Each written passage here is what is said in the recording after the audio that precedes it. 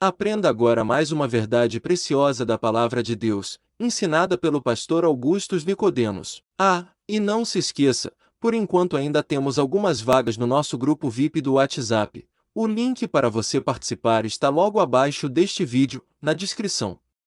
Versos de 1 a 4, a primeira operação, a primeira atuação do Espírito Santo que Paulo menciona na vida daquele que está em Cristo, é a aplicação da obra de Cristo. Versos de 1 a 4. Agora, pois, já nenhuma condenação há para os que estão em Cristo Jesus, porque a lei do Espírito da vida em Cristo Jesus te livrou da lei do pecado e da morte. Porquanto o que fora impossível à lei, no que estava enferma pela carne, isso fez Deus enviando o seu próprio Filho em semelhança de carne pecaminosa e no tocante ao pecado. E com efeito condenou Deus na carne, a carne aqui é a carne de Cristo, condenou Deus na carne o pecado. A primeira atuação mencionada por Paulo aqui é que o Espírito Santo aplica em nós os efeitos da morte de Cristo, coisa que a lei não podia fazer. Ele diz isso em contraste com aquilo que nós vimos no capítulo 7 hoje de manhã. No capítulo 7 você encontra esse conflito do homem não regenerado, que entende qual é a vontade de Deus, percebe a vontade de Deus, ele não consegue obedecer a Deus e cai num estado de desespero depois de viver uma vida de um ciclo de pecado, lei, morte e condenação. Ele não consegue agradar a Deus, ele não consegue se justificar diante de Deus.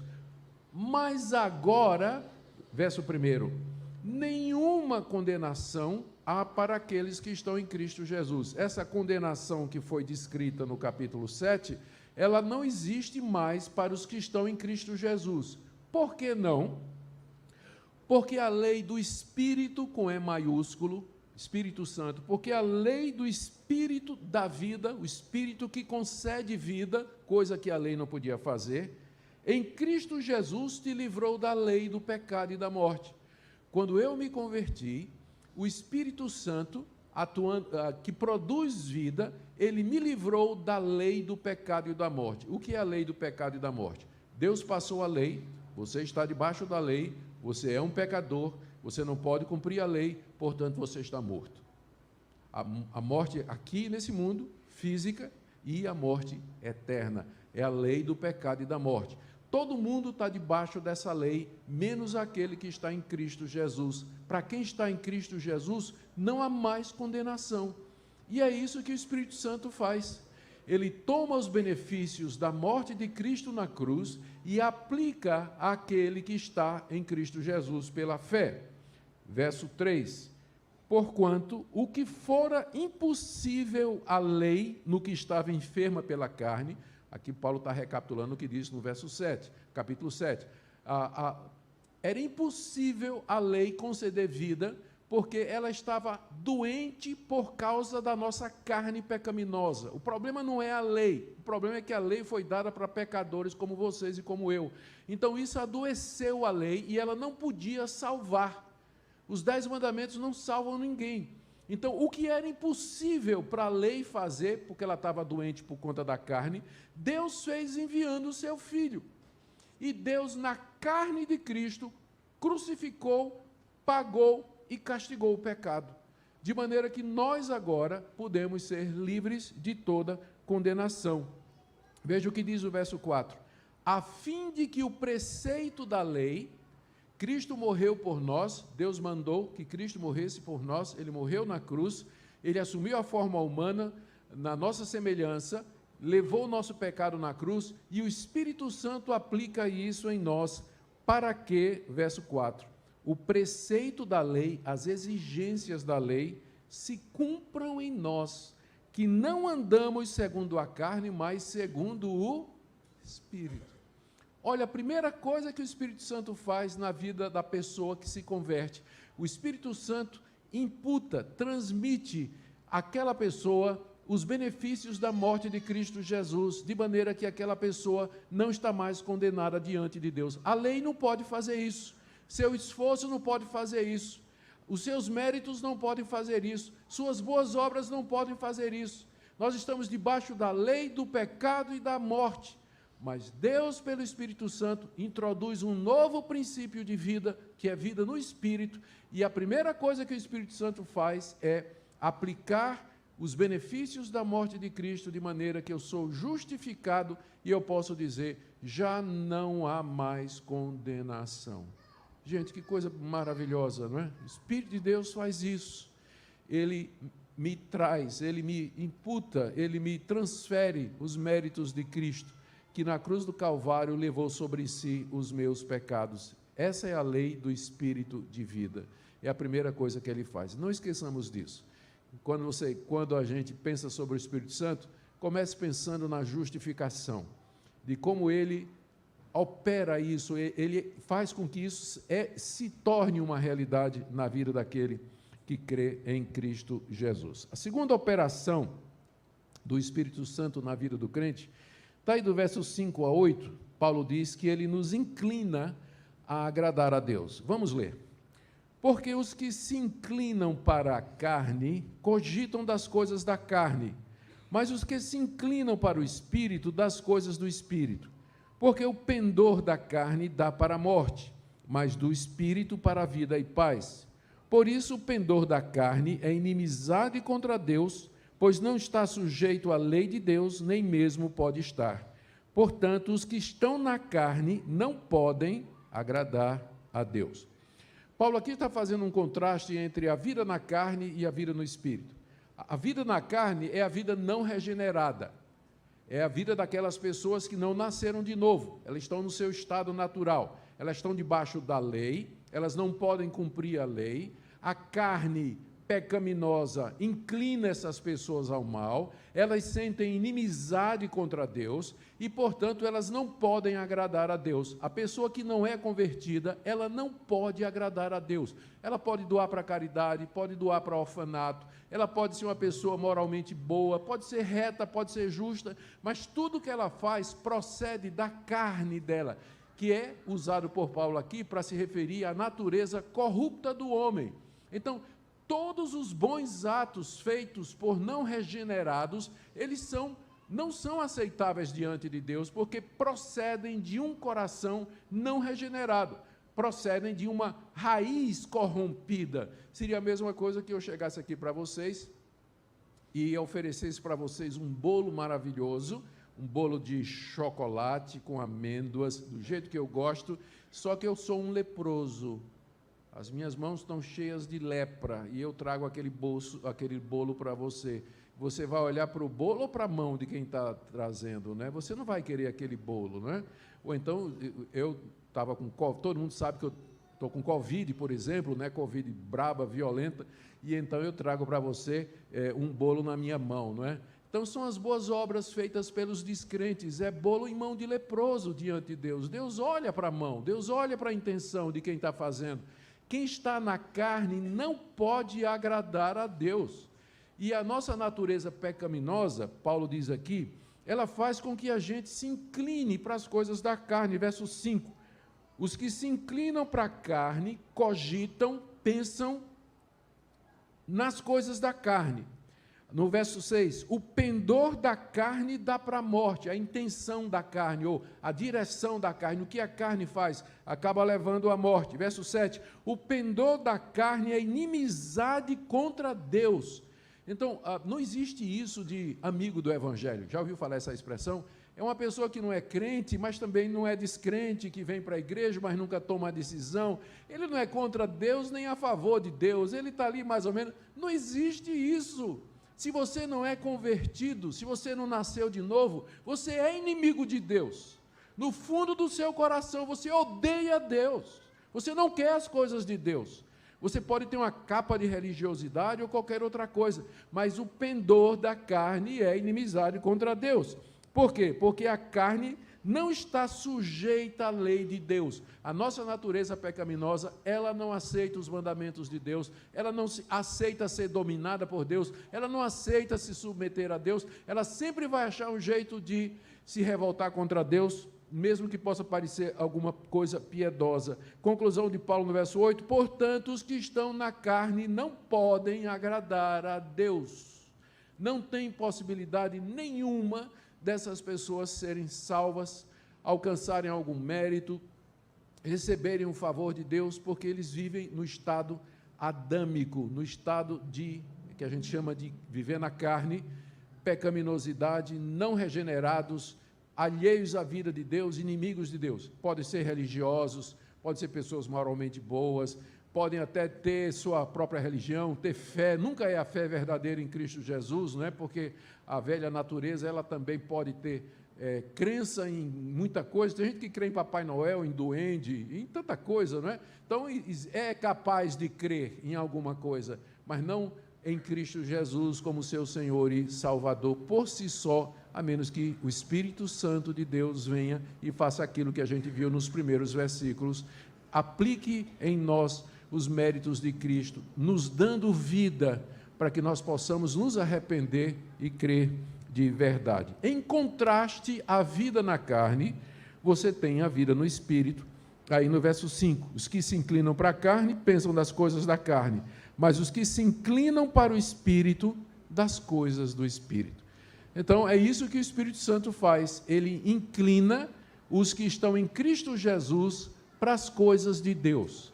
Então, é natural o novo convertido querer ler a Bíblia, querer Deus, orar, é natural para ele.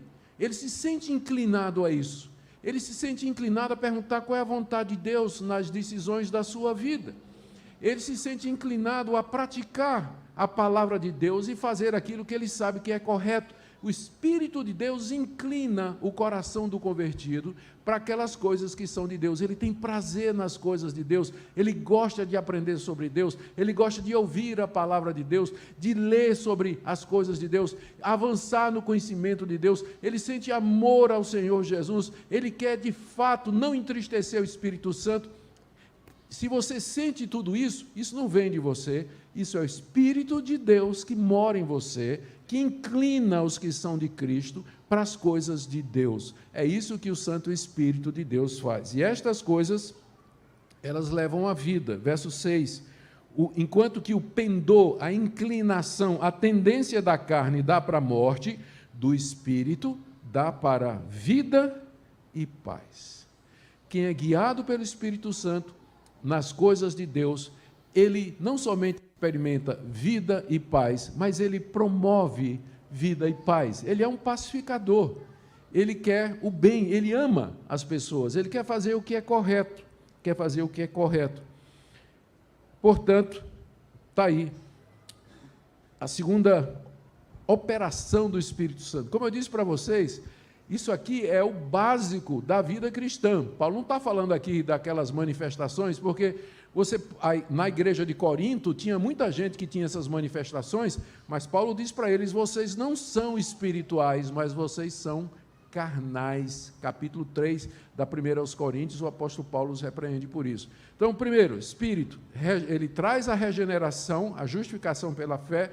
Segundo, ele inclina o que está em Cristo Jesus para as coisas de Deus. Terceira operação aqui, ele habita em todo crente, do verso 9 a 11, a questão da habitação. Veja aí, ó.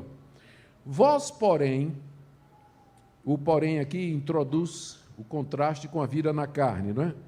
Vós, porém, não estáis na carne, mas no Espírito, se de fato o Espírito de Deus habita em vós. E se alguém não tem o Espírito de Cristo, esse tal não é dele. Se, porém, Cristo está em vós, o corpo, na verdade, está morto por causa do pecado, mas o Espírito é vida por causa da justiça. Se habita em vós o Espírito daquele que ressuscitou a Jesus dentre os mortos, esse mesmo que ressuscitou a Cristo Jesus dentre os mortos, vivificará também o vosso corpo mortal por meio do seu Espírito que em vós habita. Tem tanta coisa nessa passagem aqui que eu não sei nem por onde começar. Mas eu vou começar dizendo o seguinte: ninguém pode ser crente se não tiver o Espírito Santo. Isso aí você já pode deixar muito claro, como Paulo diz aqui: quem não tem o Espírito de Deus, esse aqui não é de Deus. Final do verso 9, se alguém não tem o Espírito de Cristo, esse tal não é dele. Então, por definição, todo convertido, todo regenerado, ele tem o Espírito Santo morando nele. Isso de que você, numa primeira etapa, se torna crente em Jesus, é batizado, e num segundo momento você tem uma experiência secundária em que você recebe o Espírito Santo, não tem o menor fundamento bíblico. Porque se uma pessoa não tem o Espírito de Cristo, ela não é convertida. Ela não tem. A característica de quem se converte é que o Espírito de Deus vai morar naquela pessoa. Vai morar naquela pessoa. E se a pessoa é habitada pelo Espírito Santo, algumas consequências acontecem. Vem aqui. Primeiro, verso 10. Se Cristo está em vós, note que para Paulo, Cristo aqui é a mesma coisa do Espírito, né? Ele está dizendo que o Espírito está em nós. Então ele diz, se Cristo está em vós, ele quer dizer, se o Espírito de Cristo está em vocês, o corpo, na verdade, está morto por causa do pecado. Não negamos isso em momento nenhum aqui, que nós continuamos a ter uma natureza pecaminosa e que está sujeita a transgredir a lei de Deus. Se Cristo está em mim, se o Espírito de Cristo está em mim, essa corrupção está presente. Mas o Espírito, aqui devia ser Espírito com E maiúsculo, mais uma vez, que é na NAA, mas o Espírito traz vida por causa da justiça. A justiça aqui é a justiça de Deus, pela qual ele justifica pecadores. Deus justifica pecadores mediante a obra de Cristo Jesus. Deus ele lhe considera justo com base naquilo que Cristo fez. Por causa disso, ele mandou o Espírito Santo ao seu coração. E esse Espírito de Cristo, que é enviado por Cristo e que fala de Cristo, ele produz vida em você. A presença do Espírito Santo me traz vida proveniente da justificação. E, olha aqui que coisa maravilhosa, verso 11. Se habita em vós o Espírito daquele que ressuscitou a Jesus dentre os mortos, esse mesmo que ressuscitou a Cristo dentre os mortos, vivificará também o vosso corpo mortal, por meio do seu Espírito que em vós habita. A presença do Espírito Santo, no presente, não somente transmite a vida de Cristo e o poder para viver uma vida santa, mas é esse mesmo Espírito que vai ressuscitar o meu corpo na vinda de Cristo Jesus. Porque o Espírito que habita em mim é o Espírito do Cristo ressurreto.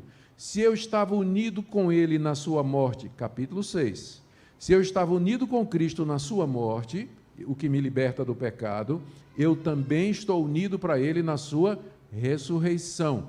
Quando Cristo vier em glória, o mesmo Espírito que hoje habita em mim, ele vai tirar o meu corpo da sepultura, vai me reunir aonde eu estiver, ainda que eu tenha sido cremado, ou despedaçado, ou já esteja tão velho que as minhas partículas já se espalharam pelo mundo todo, ninguém sabe, ninguém humanamente falando poderia reunir, mas o Espírito de Deus vai me tirar da terra e vai me fazer semelhante ao Senhor Jesus e ao corpo da sua ressurreição. Coisas que a gente não pensa, não é? Quando a gente pensa no Espírito Santo, a gente está pensando em outras coisas, mas coisas simples que Paulo está falando, já anotou aí, ó. O que é que o Espírito Santo faz no crente? Primeiro, ele traz a justificação para você, versos de 1 a 4. Segundo, ele inclina você a gostar das coisas de Deus, versos de 5 a 8. Terceiro, que nós vimos aqui, do verso 9 a 11, ele habita em você, portanto, ele transmite vida aqui, e ele é a garantia de que quando houver ressurreição dos mortos, você vai ser ressurreto também. Glória a Deus. Amém? Pois é, isso é o que o Espírito Santo faz. E tem mais. Versos de 12 a 13, ele traz a mortificação da nossa carne. Assim, pois, irmãos, somos devedores não à carne, como se constrangidos a viver segundo a carne. Porque se viverdes segundo a carne, caminhais para a morte. Mas se pelo Espírito mortificardes os feitos do corpo, certamente vivereis. Aqui está outra coisa que o Espírito Santo faz na vida daquele que está em Cristo Jesus. Outra coisa que o Espírito que habita em nós faz. Primeiro, Paulo diz aqui, ele faz um contraste no verso 12. Irmãos, nós somos devedores não à carne, como se constrangidos a viver segundo a carne. Isso tudo aqui tem a ver com o que nós já vimos no capítulo 6 e no capítulo 7. O crente não é devedor à carne, ou seja, ele não é obrigado a fazer o que a carne quer. Antes da conversão não tinha jeito, você era escravo do pecado. Mas em Cristo você foi liberto da escravidão do pecado e você não é mais devedor à carne para fazer aquilo que a carne deseja. Você pode dizer não ao pecado. Você pode dizer não para a tentação. Nós já vimos isso. E eu não vou repetir. Nós não somos devedores à carne, como se constrangidos a viver segundo a carne. O cristão não é constrangido a viver segundo a carne, ou seja, ele não é obrigado, ele não é forçado a viver segundo a carne, porque ele está no Espírito. Ele já foi regenerado, já foi unido a Cristo Jesus, portanto, ele pode viver uma vida liberta do pecado. E eu sempre preciso lembrar, eu não estou falando de perfeccionismo, mas eu estou falando de uma vida de vitória sobre o pecado. Infelizmente, grande parte dos crentes vive uma vida subcristã, acostumado a viver no pecado como se fosse natural, um deslize aqui, um deslize ali, pede perdão, às vezes sim, às vezes não, todo mundo faz, tem gente pior do que eu, isso aqui não é tão ruim assim, Deus não vai levar em consideração, Deus vai entender essa minha situação. Essa é uma vida subcristã, está abaixo do padrão da Escritura. O padrão bíblico é que você não é constrangido a viver segundo a carne, até porque Paulo diz aqui no verso 13, se você viver segundo a carne, você está caminhando para a morte. É uma prova de que você não é crente, você não é regenerado. Se a sua vida é fazer os desejos da carne, isso é uma prova que você está debaixo da lei do pecado e da morte, você está caminhando para a morte, você não está vivendo, você não está unido a Cristo, você não está sendo guiado pelo Espírito Santo. Pecado tem que ser acidente na vida do crente, não pode ser aquilo que o defina. Nenhum crente pode ser conhecido, aquele linguarudo, aquele cara é mulherengo, ou então aquela mulher ela é sensual, explora a sensualidade dela, aquele cara é desonesto. O crente não pode ser conhecido por esse tipo de coisa, porque pecado é acidente na vida dele. Se você caminha segundo a carne, você está caminhando para a morte, você está caminhando para a morte. Mas, verso 13, se pelo Espírito você mortifica os feitos do corpo, certamente você vai viver. Você tem a vida eterna. Qual é a prova que você tem a vida eterna? É que pelo poder do Espírito Santo, você mortifica os feitos do corpo. Corpo aqui, carne é a mesma coisa. Às vezes no pensamento de Paulo, dá a impressão de que ele cedia o pecado no corpo, como se o pecado estivesse no corpo físico. Mas isso é apenas impressão, não é? Paulo sabe que o pecado se estende a todas as dimensões da natureza humana e não somente o corpo. Mas ele tem que citar alguma coisa, não é? Então, às vezes ele cita corpo, cita alma e assim por diante. Mas se você mortificar os feitos do corpo, ele podia ter dito os feitos da carne, ou os feitos da sua mente, ou do seu coração, ele podia ter dito isso aqui. No fim, ele quer dizer, se você mortificar o pecado que está em você, então é uma prova que você está caminhando para a vida. O que é que significa mortificar o pecado? Significa você matar o pecado de fome, dizendo não.